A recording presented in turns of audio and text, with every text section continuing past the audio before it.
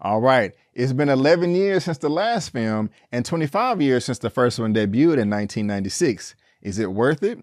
Is it any good? Well, let's talk about it. My name is Brandon Keith Avery, and this is just my opinion.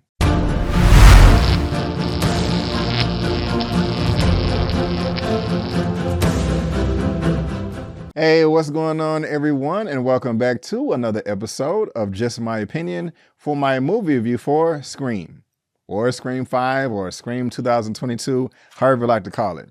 But if this is your first time finding me and you happen to like the video, please give me that thumbs up and consider subscribing. All right, we're here, baby, with Scream 5. Scream 5. Scream 5. I actually don't know where that came from. It wasn't scripted or anything. It just came out, I'm just in a really good mood right now, and I'm really excited to talk about this movie. I just have a lot of energy right now that I'm giving you guys. But we got this Scream movie right here. Of course, I saw the first 4. This is going to be a non-spoiler review, but there may be slight spoilers for Scream 1 through 4. So if you haven't seen those, I don't know why you're watching this video, but I just wanted to give you a chance to check out because I don't like to give spoilers away, if it's unwarranted, if you did not know. But this is a film that I was looking forward to. My expectations were kind of mediocre. But when I started hearing critics that saw this a long time ago, they were just raving and just saying how good it was. And I was like, wow, okay, maybe, they're reinvigorating the Scream franchise. I really did enjoy the first 3. But I hated part 4. I think that one had Anthony Anderson in it. I remember walking out of the theater angry. And if you've seen my channel before, you know that I am a scary cat. I talk about this all the time. And I want to shout out my homeboy from back in the day. I've been knowing this guy since like the 2nd or 3rd grade. He knew I was a scary cat. So I can't remember in junior high and high school, he was like, Brandon, you can't be afraid of Michael Myers, Jason, Freddy Krueger, because Freddy Krueger was the one that sent it over the roof for me. But anyway, he was like, you can't be no scary cat no more. So, bro, I'm going to sit you down. We're going to watch this Scream movie in the 90s, and you're going to buckle down and just sit through it, and it is going to be okay. And I'm like, oh, no, Chris, please don't do it. I'm scared.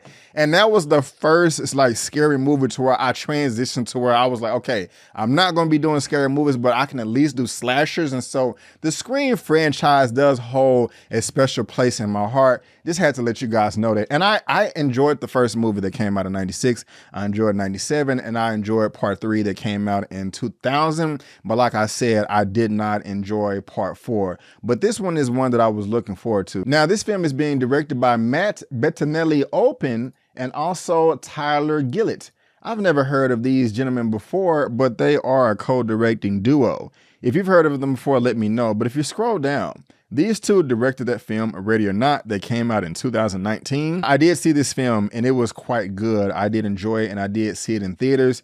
Just read the synopsis. It's pretty crazy. Like I said, I enjoyed it. It's gory, and I love the ending. That's all I remember right now. That's all I want to say. But just check it out, if you are into that type of thing after you read the synopsis. But before I get into all my nitty-gritty about Scream 5, let me tell you exactly what it's all about. 25 years after the original series of murders in Woodsboro, a new Ghostface emerges, and Sidney Prescott must return to uncover the truth.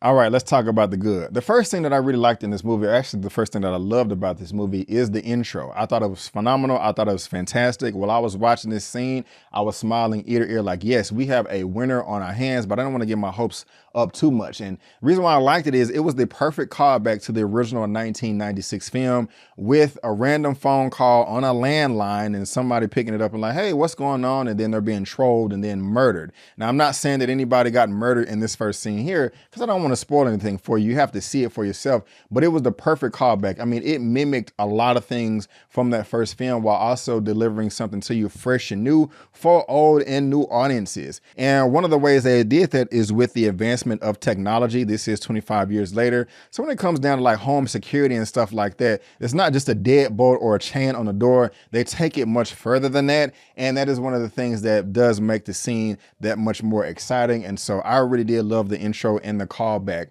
I thought that was stellar. And another thing about this film that I really like is just all the callbacks from not just the first film, but from all of them. I mean, they touch on every film seamlessly that has come before from Scream 5. And they did a great job there too. So I have to give thumbs up where credit is due. I also love that we got a lot of the legacy characters that come back. I mean, I love them. We got Neve Campbell playing Sidney Scott. Courtney Cox, Gail Weathers, David Arquette is Dewey, and Marley Shelton is Deputy Judy Hicks. They all did a great job. When they popped up on the screen, I was smiling like, yeah, I remember you from this one, and you did this, and you did this stupid thing over here and that one, but you still live. And, you know, they're all back, and they all did a great job. They're the ones that I did like the most out of this whole movie. I mean, they're the standout. They're the veterans. They've played this game before a number of times, 4 times, and so they're like experts, you know. They're like, don't answer that phone. Don't go over there. Why you want to go downstairs by yourself? You better take somebody with you. I mean, they know this like the back of their hand, and they not no punks, and I like that. I really, really do. Whether they live or die, you have to see the movie, but they were challenged, and it was a good challenge, and I like the challenge. I think you will like the challenge too. Make sure you thumbs up and let me know down in the comment section whether you agree or not. Now, one of the things in this film that I'm a bit on the fence on if I like it or not is this is one of the most meta, breaking the fourth wall, self-aware movies that I've ever seen. I mean, my goodness gracious. They are really breaking down this whole Scream franchise, which is great because you get to reminisce, but at the same time, I kind of want a natural flow, especially when it comes to the dialogue between the characters, especially all these new ones. The acting was okay. It wasn't trash, but it wasn't the best either. It was, I mean, I wasn't going into this film expecting that, but you know, they're going around talking about all the rules, just saying, you know, hey, we have to do this. There's rules to a horror movie. If you want to survive, you have to abide by these bullet points right here. But the way they address it is, it's not a natural conversation. It feels like they have a memorized script in their head and they're just kind of like spouting out lines. I don't know if it was just the delivery, the acting, or the directing, but that could have been fleshed out a little bit more. Again, it's not anything to ruin the film. It's just not as smooth and as polished as I would have liked. Also, the deaths in this film are brutal. They are. Now, this is not anything creative and crazy like this is a Final Destination movie, but when Ghostface is killing people, man, it's like it's personal or something, man. Like, you know, the person he's killing, like, you know, killed his family or something like that. And actually that was like a plot point, I think, in number 2, but I mean, my goodness gracious, like he's stabbing people or she's stabbing people, like it's giving them a power boost. Like every time they stab somebody, it charges them up. And that's crazy. I mean, when you think about this, and these are high school students, you gotta be pretty crazy to want to go through and just murder people in cold blood like this because of, for whatever reason. You know, I don't want to spoil anything for you, but the deaths in here, they were pretty brutal. I did feel them. I kind of did hold myself on 1 or 2 of them, like, oh my God, this is just ridiculous. Like, why are you treating another human being this way? So, I mean, it's not like Saw gory, but it is intense. They really do hit the nail on the head when it comes to the editing and the sound mixing, the design, just to intensify the scene. And so they did another great job there. Something else that I liked about this film is it is not predictable at all. I did not know who the killer or killers were going to be. And when they were finally revealed, I was as shocked as a fish born out of water. I was like, wow, I did not see that coming. I did not see that coming. I didn't see any of it coming. Now, one of the things that actually I'm going to save that for the another part in the bed, but I did like that it was not predictable. I thought that was dope as hell. So thumbs up right there as well. And actually some of the scenes are like done in broad daylight. So that just kind of makes you think that the Ghostface killer or killers is like some immortal beast monster that just can't be stopped. Like you're going to be doing this in broad daylight to where everybody can see you. You have no fear. So that just kind of intensifies everything else as well. And so that is going to wrap up the good that I thought about this movie. I'm just going to talk about some of the bad things.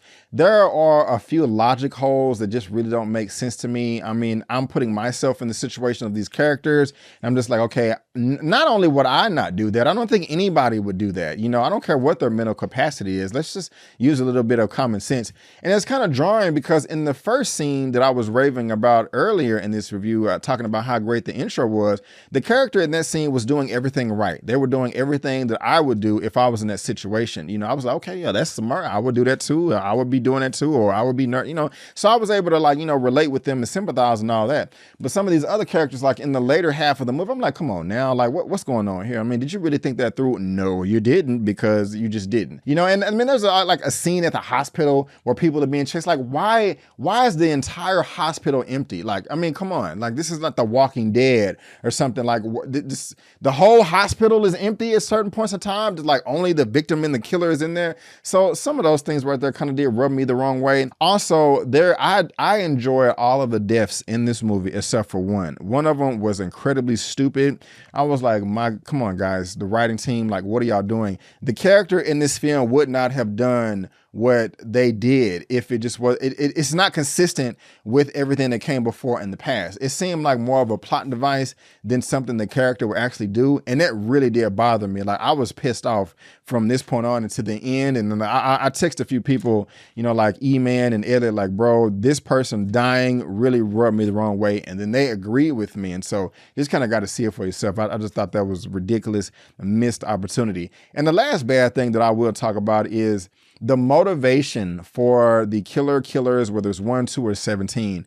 I thought that was ridiculous. And just, I mean, if you think about it, the motivation for all of the killers in all of the Scream films was pretty stupid and ridiculous and just crazy over the top. But this one takes the cake. This is the worst. I mean, my eyes rolled so far in the back of my head, I thought I was going to go blind. Like, it gave me a headache dang near. And I'm just like, come on, man. Like, they could have made him, it was just ridiculous. But the thing about it is that makes it somewhat acceptable is there are people in real life that have the same mindset of the killer or killers in this film. Now, I'm not going to go as far as saying that people in real life would act on it the way they did in this film, but I'm just saying the feelings are still there. But it's still not a good enough reason to want to go on some killing cycle spree, murdering innocent people. They could have did a much better job, you know, with that. So the bad in this film is the motivation from the killer or killers, whether it's 1, 2, or 17. It was one death that really rubbed me the wrong way. And there was a couple of logic holes, but other than that, I really did enjoy all the characters. I enjoyed all the story.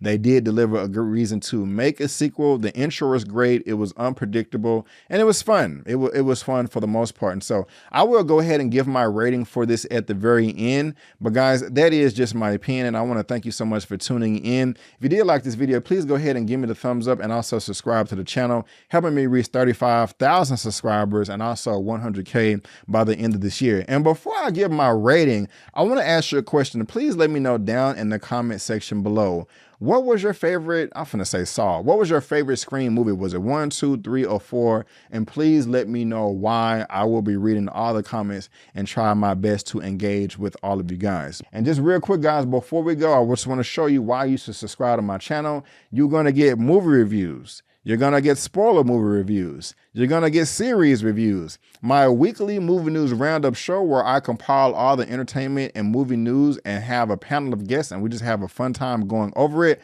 You're also going to get some trailer reactions and me just talking about my favorite TV show recaps like Power Book 2 Ghost Season 2.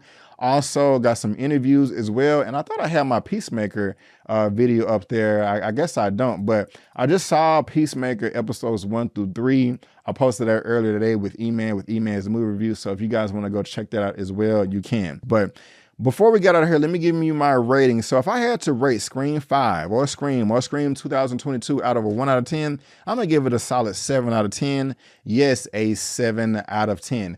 But guys, again, I just want to thank you so much for tuning in. And before you go, don't forget that my name is Brandon Keith Avery, and that's just my opinion.